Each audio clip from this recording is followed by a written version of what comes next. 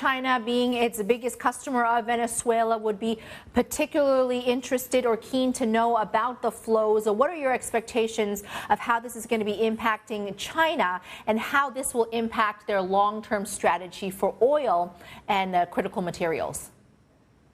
Yeah, well, for Venezuela, China is the #1 customer. China accounts for about 80% of all oil exports coming out of Venezuela. But for China, Venezuela is only about 4 or 5% of physical crude imports. So it's a relatively small amount of imports into China.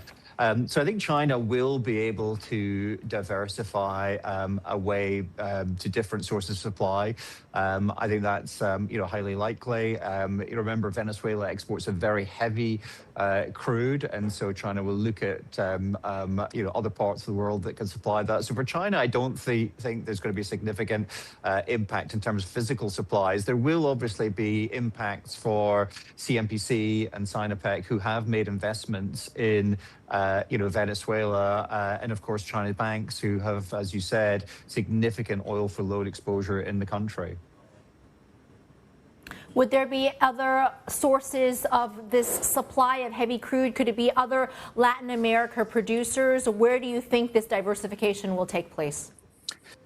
I think you could see certainly Middle Eastern Arab heavy, more of that flow coming into China. I think you certainly see other supplies coming out of Latin America that could replace that. So I don't think it's going to be a significant issue for Chinese oil majors to really replace these flows. I think the bigger question is, what sort of role could Chinese companies, oil majors, potentially have in Venezuela longer term? As you mentioned, China does have a strong relationship with Venezuela. There are investments both by Chinese companies in Venezuela and also Venezuelan investments in Chinese refining. So there are very strong bilateral relationships. If there is regime change, the big question, I think, is what role will Chinese oil majors play? And, as we've seen in Iraq, Chinese oil majors have played a huge role in the reconstruction in Iraq and in terms of Iraqi oil production.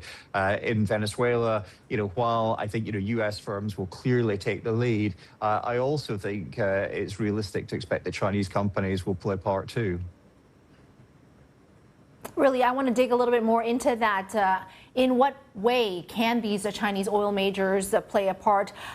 Just looking at and assessing the relationship, of course, things are relatively calm right now between the U.S. and China. But is the U.S. willing to accept Chinese investment into their project, potentially, if they were to, reconstruct, redevelop what's happening in Venezuela? I want to get your sense on the willingness of the United States to partner with China in this regard. Well, I think that, Venezuela has the largest reserves of oil in the world. There's huge amounts of investment that would need to go into, Venezuela. And, clearly, the U.S. is going to take the lead in terms of, redevelopment of Venezuela, although it's very unclear at this stage in terms of how, easy that's going to be. But any exports coming out of Venezuela, China's going to be, one of the major buyers, of that oil. China's the largest importer of oil, in the world.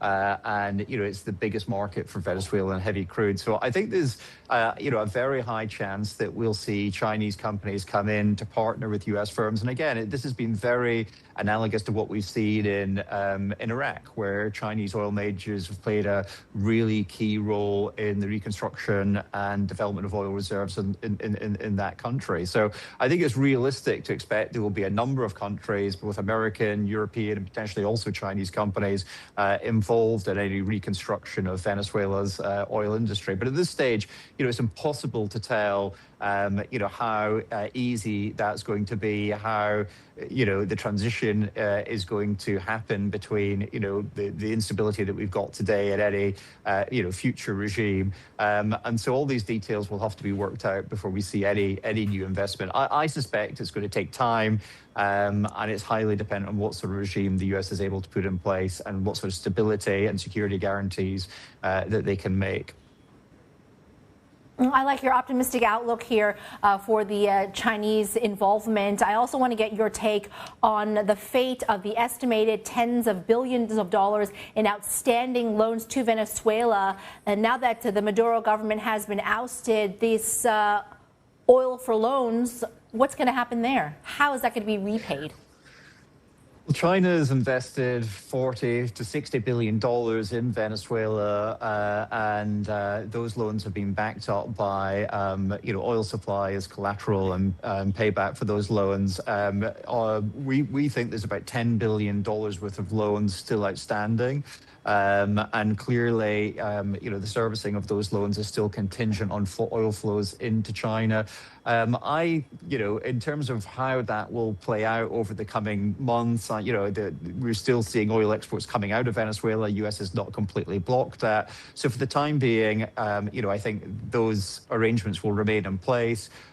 Clearly there will be need to kind of reconstruct Venezuela's debt, and I think that will happen in due course. But again, I think it's one of the other factors that highlights why I think China is going to be potentially involved in the reconstruction of Venezuela's oil industry. Do you think there's any risk that the U.S. could allow the debt to default, or do you think the U.S. will honor it? I think it's too hard to say at this point, but I think there's every reason to think that, we will see that debt fully paid back in time. If the U.S. is successful in regenerating the Venezuelan economy and successful in being able to enable Venezuela to, grow its oil exports. Remember, Venezuela used to export, over 3 million barrels a day. It's currently exporting about 1 million barrels a day. So the upside potential, is huge if we can get reconstruction. So I think, there's every reason to believe that the U.S. will want to find, allies in terms of what it's done, even though China's, extremely unhappy about the situation right now. So I don't think there's any reason to think that, Venezuela would default on Chinese debt. But as I said, how the reconstruction goes, whether or not we can see a stable regime that's kind of open to U.S. investment, I think that's a huge question, and a lot of uncertainty as to whether or not that can happen.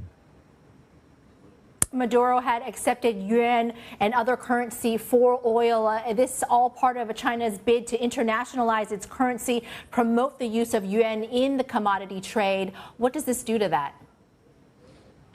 Well, I think that will be somewhat of a setback. But remember, if you look at what China's doing in the Middle East and with Russia, we are seeing expansion of the yuan in global trade. I think the flows here from Venezuela, are relatively limited compared with the scale of overall, yuan-linked oil flows.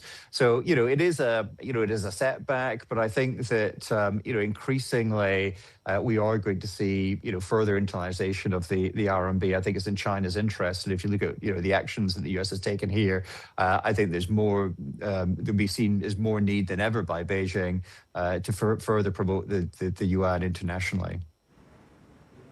Is this a setback for de-dollarization in the country, in Venezuela? Potentially, but again, I think it's too early to say. I want to get your take on what's happening with oil prices. In terms of the muted reaction that we did see yesterday, what is your outlook for oil?